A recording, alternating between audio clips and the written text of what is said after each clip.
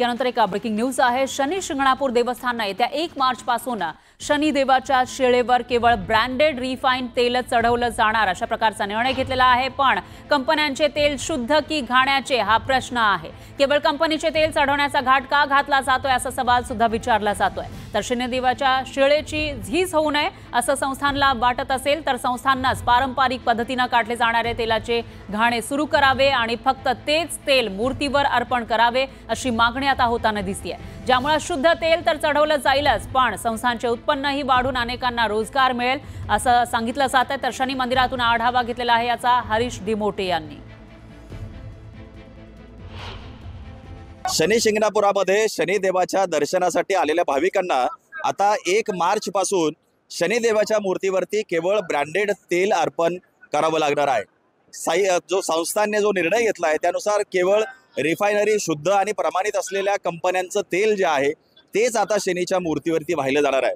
मी आता शिंगणापुरातल्या शनी मूर्ती जवळ आहे। आपण जर बघितलं तर ही जी शिळा आहे ती शेकडो वर्षापासून या ठिकाणी उभी आहे आणि देश विदेशातील जे भाविक आहेत ते शनिदेवाच्या दर्शनासाठी या ठिकाणी येत असतात आणि आलेले प्रत्येक भाविक शनिदेवाच्या या शिळेवरती तेल अर्पण करून अभिषेक करत असतात।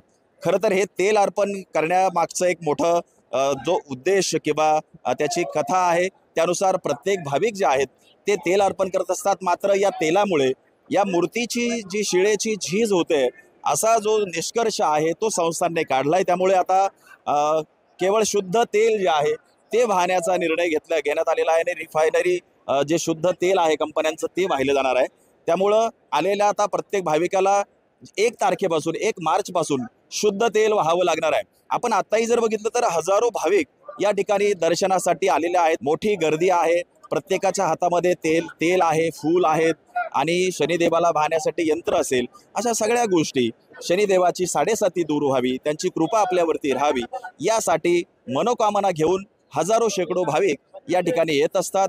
मात्र आपण बघितलं तर खरं तर हा निर्णय खरंच योग्य आहे का असा देखील प्रश्न निर्माण होतोय। कारण शुद्ध आणि भेसळ असा जो निष्कर्ष संस्थांनी काढलाय हा कशावरून काढलाय हा देखील प्रश्न निर्माण होतोय।